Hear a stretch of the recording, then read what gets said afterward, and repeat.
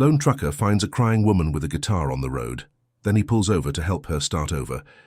He wasn't looking to save anyone. Ray Dalton, a man long used to silence and regret, had spent years alone on the road, avoiding phone calls, conversations, and memories that cut too deep. But that night, through the blur of rain on a lonely highway, he saw her, a barefoot young woman clutching a guitar like it was the only thing holding her together. Her eyes were filled with tears. Her presence didn't scream, it whispered, "Please, don't pass me by." And for the first time in years, he didn't. What followed wasn't just a ride. It was a collision of broken paths, a fragile exchange between two wounded souls, one running from her past, the other haunted by it. As their stories unfolded inside the warm hum of an old diesel truck, a question rose. Can two strangers help each other heal when the world has already let them down? If stories like this move you, hit that like, subscribe, and leave a comment below to help us bring more emotional journeys to life. Because sometimes the person you save saves you, too. The rain was relentless, blurring the road ahead into a silver smear. Ray Dalton gripped the steering wheel of his 18-wheeler with one hand and wiped the fog from the window with the other. The radio was off. Silence suited him better these days. He had grown used to conversations being short and shallow, like the ones with the gas station clerks or the dispatcher, who never asked how he was holding up. The hum of the engine was his only companion now. He wasn't in a hurry to reach the next town. Truth be told, he wasn't in a hurry for anything. Time had stopped meaning much after his daughter stopped picking up his calls. A flash of movement caught his eye, a figure, small and slouched, barely visible through the curtain of rain. He squinted. A woman.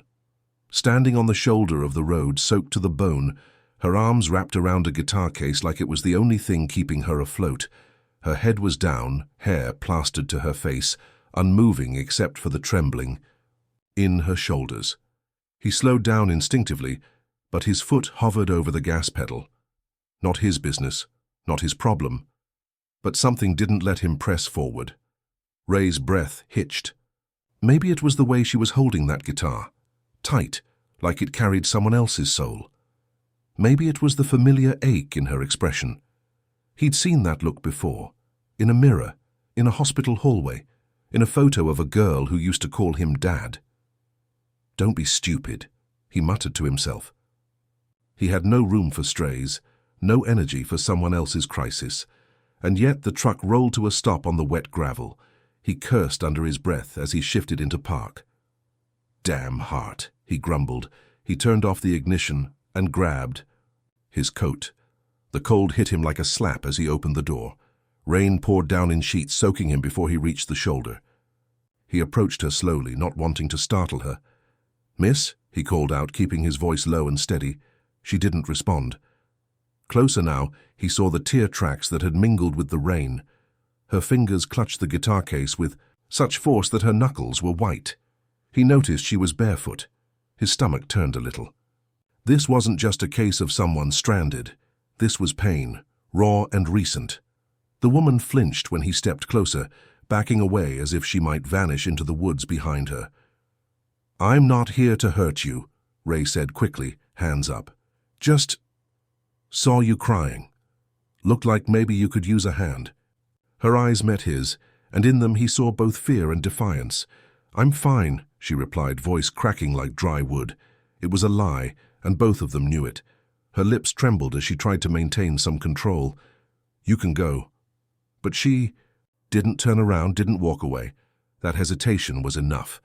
He nodded slowly, keeping his distance. "Look, I'm not asking questions, just offering a dry seat and maybe a ride into town. It's not safe out here in this storm." She looked down at the ground, her toes buried in muddy water. The silence stretched. Ray turned to head back, toward the truck, deciding not to pressure her. But before he could take 2 full steps, her voice stopped him. "Do you have heat?" she asked, her voice barely above the rain. He turned, eyebrows raised, then nodded once. "Yeah, warm and dry." With hesitant steps, she followed him. Her grip on the guitar never loosened. and her eyes scanned the surroundings like she expected someone to leap out of the darkness. He opened the passenger door and waited. She climbed in slowly, cautiously, and he shut the door behind her. Back. In the driver's seat, Ray started the engine and turned on the heat. The cab began to fill with warmth but not comfort. The air between them was still heavy. "Name's Ray," he offered, eyes on the windshield.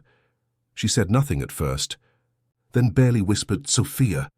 The name hung in the air like a spark. He nodded again. "Well, Sophia, you picked a hell of a night to be out here."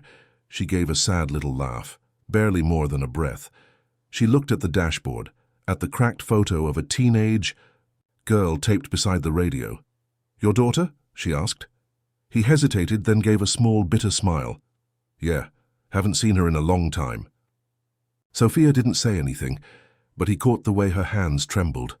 Two strangers, two storms, both quietly unraveling in the warmth of a diesel engine.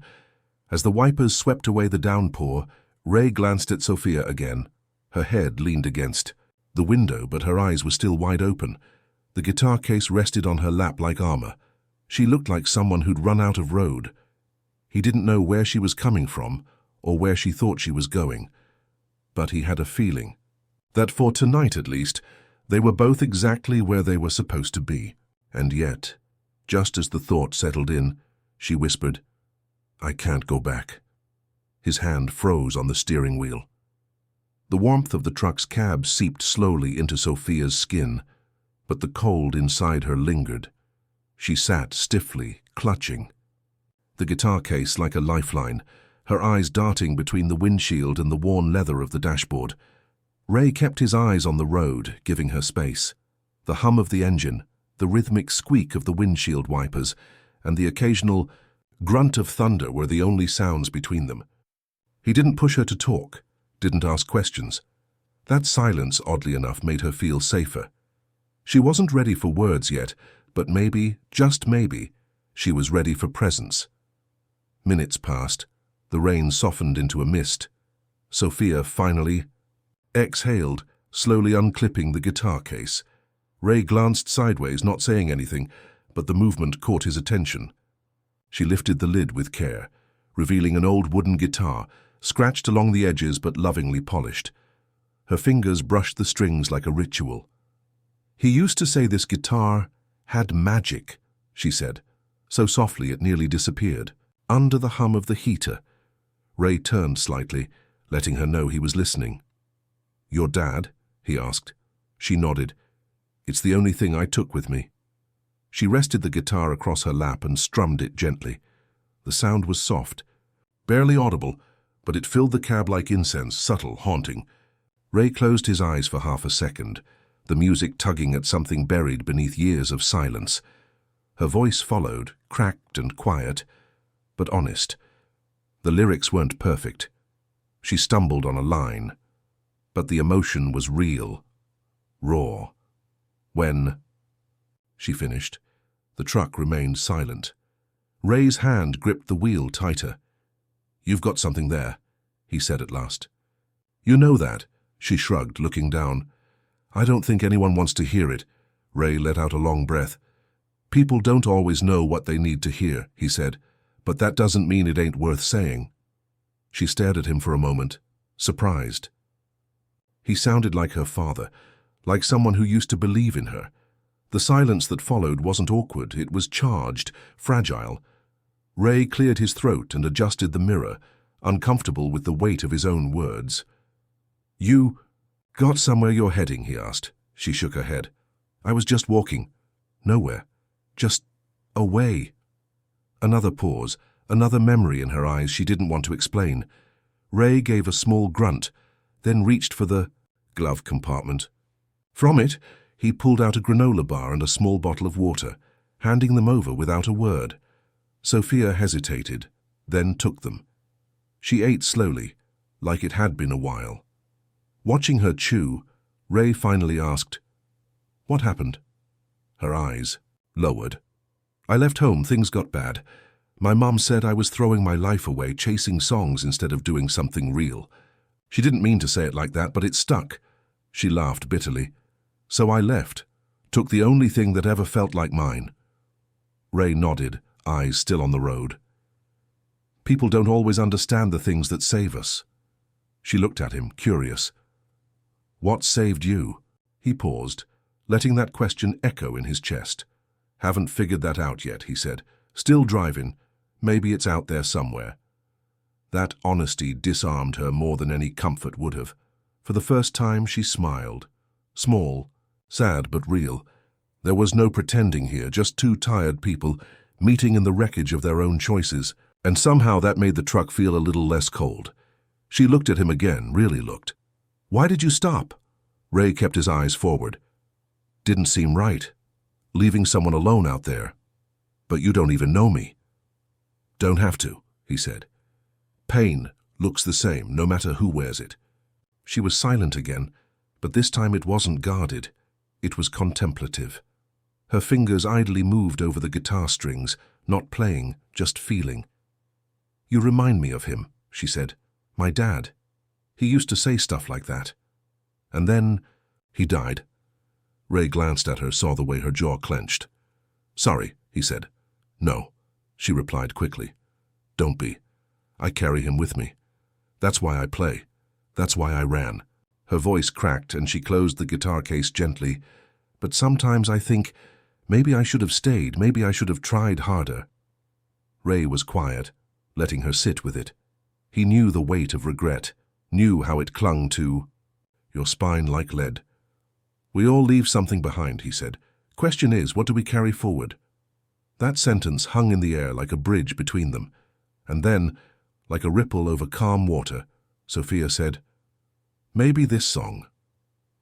They drove in silence for a while, but this time it wasn't heavy. It felt like a pause between verses, something waiting to be said. Sophia looked out the window as the night unfolded across the wet road. Sometimes I think I should have burned that guitar, she muttered. Ray raised an eyebrow but didn't turn his head. Why would you say that? She laughed, but it had no joy in it, because it keeps pulling me back, to him, to everything I tried to leave behind. Ray understood. He too carried things that refused to be forgotten. He adjusted his grip on the wheel. I kept my daughter's birthday card, he said, quietly. The last one she gave me before we stopped talking. It's faded now, been in my wallet for 10 years. Sophia turned to him, her mouth slightly open. 10 years? He nodded. We fought. Over dumb things that turned into big things. And I thought I was right. I left before I could apologize. Now she won't pick up when I call. His voice cracked slightly, but he cleared his throat. Sometimes holding on is all we can do, even if it hurts. Sophia bit her lip. You think it's ever too late? To fix things? Ray didn't answer right away. I used to think so, but lately, I don't know. Meeting you feels like something cracked open again. Her eyes softened. I didn't expect to find a philosopher behind the wheel of a truck. He chuckled dryly. Neither did I. The exchange made the cab feel smaller, closer. They weren't strangers anymore, just two people with stories, music, and regret woven into their skin. Outside, the storm had calmed, but inside, something deeper was beginning to stir. She opened the guitar case again, as if drawn to it despite her own bitterness. He used to say music is the only way we tell the truth without lying, she said. When I sing, it's like I can still hear him. Ray nodded, eyes still ahead. Then, keep singing. She strummed a few notes, half a melody. What if no one listens, she asked. Ray looked at her, then back to the road. I am, he said. That line hit harder than she expected. It wasn't pity, it was presence, and that made it matter more. They passed a small diner, glowing. Dimly in the distance. Hungry? He asked. She nodded slowly. As they pulled in, the truck's tires crunched over gravel. Inside the diner, the air was thick with the smell of coffee and grease. They found a corner booth. Sophia watched as Ray greeted the waitress with a quiet nod, then sat opposite her. You've been here before? She asked. A few times. One of the few places open late. They don't ask questions here. She smiled faintly. Sounds perfect. When the waitress left, Sophia asked, Why do you drive so much? Ray stirred his coffee. Used to be for work. Now, Maybe I just like running from things at 70 miles an hour. She tilted her head. And now? He met her gaze. Now I think I was just hoping to run into something real again. That answer disarmed her. She didn't reply, but he could. See the way her fingers moved toward the guitar beside her, always returning to it. It was both her wound and her cure. As she reached for it, she asked softly, "Would you stay if I sang again?" "I wouldn't leave," he replied. She stood, guitar in hand, and walked slowly to the small raised area near the front, where a jukebox used to be. A few late diners glanced her way. She hesitated. Her fingers trembled. Ray gave a subtle nod. She closed her eyes and began to play. This time her voice was steadier, but the pain was still there. She sang about love lost, fathers who leave, and the strange kindness of strangers. People stopped eating. The room hushed. Her voice wavered near the end, but she finished. The silence that followed was electric. And then, applause. Back in the booth, her hands still shaking, she smiled for the first time without sadness. "I've never sung for strangers before," she said. "You just did," Ray replied. And they listened. A warmth bloomed in her chest. Maybe she wasn't broken beyond repair. Maybe music could still carry her forward. Ray pulled out his wallet, revealing a photo worn thin by time. "That's her," he said. "My daughter." Sophia looked at it, her expression soft. "She looks like she'd love your stories," he smiled faintly, "if I ever get to tell them." A silence passed between them, gentle, full of possibility. Just as they stood to leave, the waitress stopped them. "She's got something special," she told Ray. "You should take her where people can hear her." Sophia blushed, surprised. Ray met the waitress's eyes. "That's the plan." As they walked back to the truck, Sophia turned to him. "You really think I could do this?" Ray didn't hesitate. "I think you already are." And in that moment something shifted, not just in her, but in him. The past didn't disappear, but it lost its grip. And the road ahead suddenly didn't feel so lonely anymore. By morning the rain had vanished, leaving a hazy warmth and roads steaming with leftover memory. Ray's truck rolled into a small roadside station with a diner, convenience store, and bulletin board outside plastered with faded flyers. "Gas and coffee," he muttered. Sophia nodded, sleep still in her eyes. She hadn't said much since the performance, but something about her posture had changed. Less curled in, more upright. While she waited in the truck, Ray walked inside to pay for fuel and grabbed 2 cups of black coffee. He passed the corkboard near the register without thinking, until something made him stop. There, among yard sale notices and missing pet posters, was a photo of Sophia. Her name printed underneath in bold. Missing. Last seen leaving home 2 weeks ago. His heart sank.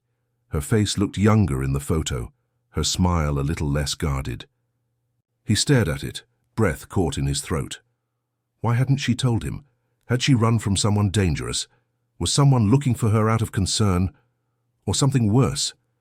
He grabbed the coffees with trembling fingers and stepped outside, the weight of that image burning behind his eyes. As he reached the truck, Sophia was looking down at her phone. She hadn't noticed his change in energy. He handed her the cup, trying to steady his voice. "Saw a flyer in there," he said carefully. "Had your face on it." Her expression shattered. The color drained from her cheeks. She dropped the coffee. "What?" Her voice cracked. "Where?" "On the board," he said, calmly as he could. "Your mom put it up." She didn't answer. Her breathing picked up, hands trembling. "Did you call someone?" "No," he replied quickly. "Of course not." But her eyes said she didn't believe him. She yanked the door open and jumped out of the truck, stumbling backward like she'd been burned. "I trusted you," she whispered, voice thick with panic. I thought you were just being kind." "I was," Ray said, stepping out slowly. "I am." "Then why didn't you say anything sooner?" she cried. "I didn't know how," he admitted. "I thought you'd tell me when you were ready." Her eyes darted to the road, to the woods behind the station. Fight or flight? And flight was winning. Don't follow me, she warned, backing away. Just forget this. She turned and ran, not into the road, but toward the trees, her bare feet hitting wet grass, the guitar bouncing on her back like a ghost that refused to let go. Ray stood frozen for a moment, his chest tight with helplessness. Then, without thinking, he followed, not to stop her, but to be close enough if she collapsed under the weight of it all. The trees closed in around her, branches scratching her, arms, but she didn't care. Her mind screamed with betrayal and fear. Every time she had trusted someone, it ended in running. Why had she expected this to be different? Ray called out once, just her name. No commands, no explanations, just Sophia. It echoed softly through the trees. She paused, breath ragged. "Why are you following me?" she shouted. "I said leave me alone." "I didn't call anyone," he said, hands raised. "I swear I just wanted to give you coffee. I saw the flyer, that's it." She sank to her knees in the underbrush, exhausted. The guitar slid from her back and landed softly beside her. "They're looking for me," she whispered. "But not because they care, because they want to control me." Ray sat several feet away, silent. "I left because she said I was a mistake," Sophia continued. "Because I was chasing illusions, because she wanted me to become her." She plucked at the grass with shaking hands. "When I saw that flyer, I didn't feel loved. I felt hunted." Ray nodded, understanding in his eyes. "You don't have to go back," he said, "but you do have to stop running, not from her, from yourself." Her eyes brimmed with tears. "I don't know how." "Start with sitting still," he said, "and breathing, and deciding what kind of ending you want this story to have." They sat in the clearing for a long while, words fading into silence. The early sun filtered through the trees, warm against their skin. Finally, Sophia spoke again. "Do you believe in second chances?" Ray let the question hang in the air. "I believe in moments like this," he said. "Where we don't run, we choose." She nodded slowly, her eyes red but focused. A tiny breath escaped her lips. "Then I choose to try. Just once." That sentence was a thread pulling them back from the edge. The road wasn't gone. It was just waiting. Ray stood and offered her a hand. She hesitated, then took it. Back in the truck, Sophia sat quietly with the phone clutched in her hand like it might bite. The screen lit her face, exposing every flicker of doubt and fear. Ray didn't say a word. He just waited, engine idling, his hands resting loosely on the wheel. "What if she doesn't want to hear from me?" Sophia asked finally, eyes not leaving the screen. Ray looked at her. "Then at least you'll know you tried. And that's one more thing you'll never have to regret." She took a breath, hit the call button, and held the phone to her ear. 3 rings, then 4, then click. "Hello?" The voice on the other end was raw, groggy, confused. "Mom?" Sophia whispered. Silence, then a gasp. "Sophia? Oh my God, where are you? Are you okay?" The sound of her mother crying cracked something inside Sophia she didn't know was still whole. "I'm safe," she said. "I'm with someone who helped me. I just wanted to call." Her mother sobbed softly. "I thought I lost you. I looked everywhere. I called every place I could think of. I didn't mean what I said that night. I was scared, and I took it out on you." Sophia closed her eyes, tears slipping down her cheeks. "You said I was throwing everything away." "I know," her mother replied. "And I was wrong. I didn't know how to protect you, so I tried to stop you. But I was wrong." Ray kept his eyes on the road, giving her space. Sophia glanced at him, the guilt and longing tangling in her throat. "I'm not ready to come home," she said into the phone, "but I want to talk. Maybe rebuild things." Her mother's reply was instant. Yes, please, anything. I just want to be part of your life again."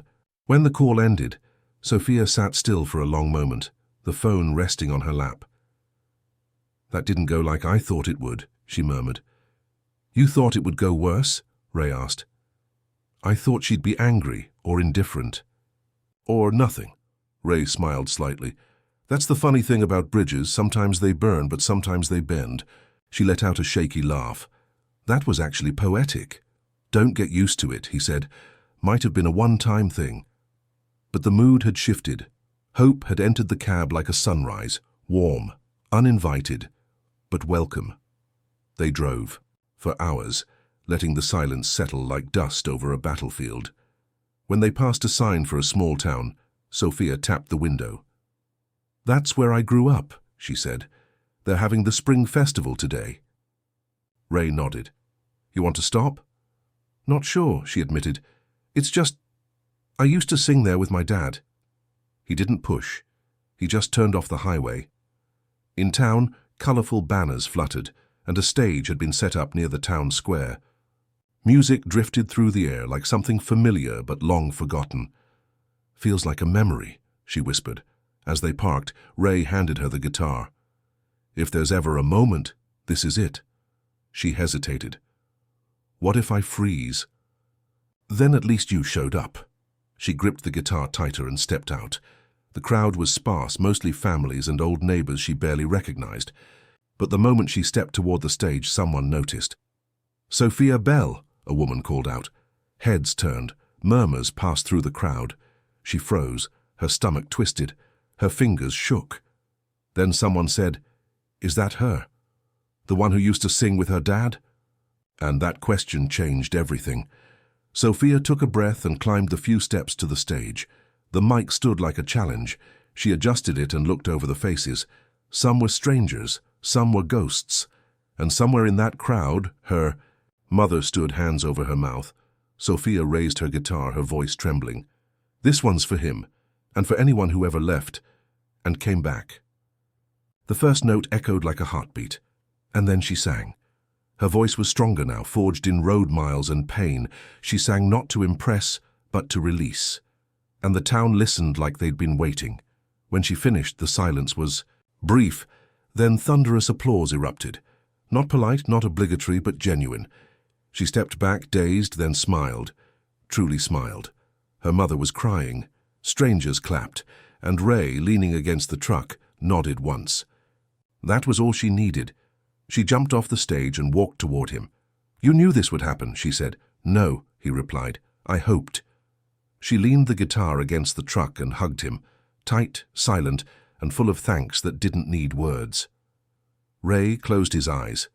In helping her come home, something inside him had come home too. The sun was beginning to dip behind the rooftops when Sophia and Ray returned to the truck. The crowd was still lingering, but their moment had already passed, wrapped in applause, and sealed by the look on her mother's face. Sophia's steps were slower now, less like she was running from something, and more like she was walking toward herself. She opened the passenger door, looked back at the square one last time, then climbed in. Ray started the engine. The rumble was familiar, grounding. For a long moment, neither of them spoke. There was nothing urgent left to say. Just peace. As the truck pulled onto the road, Sophia looked out at the open fields. Her hand hovered over the strings of her guitar but didn't touch them. "Do you think we carry all this forever?" she asked softly. Ray didn't answer immediately.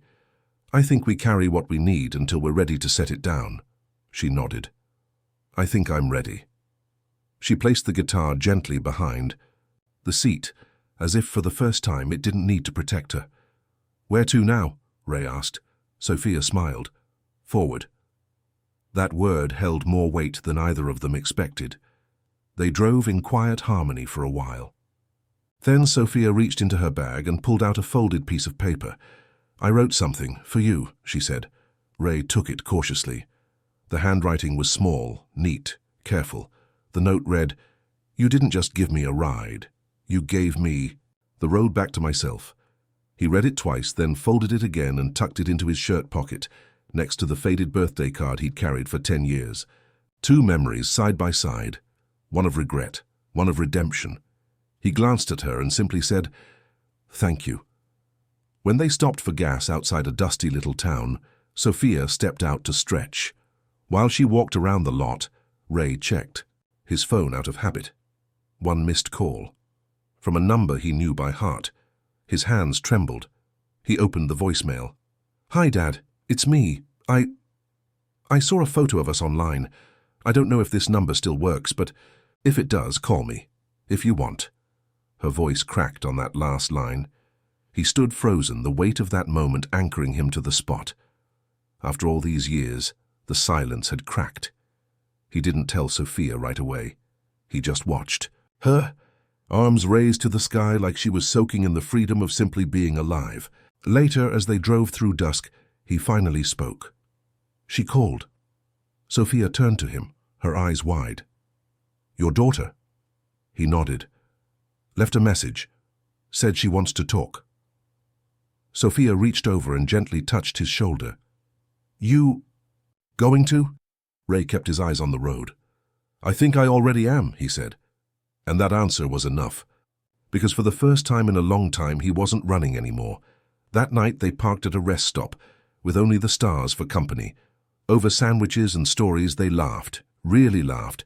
No weight, no pretenses, just two souls who had once been strangers and were now something closer to family.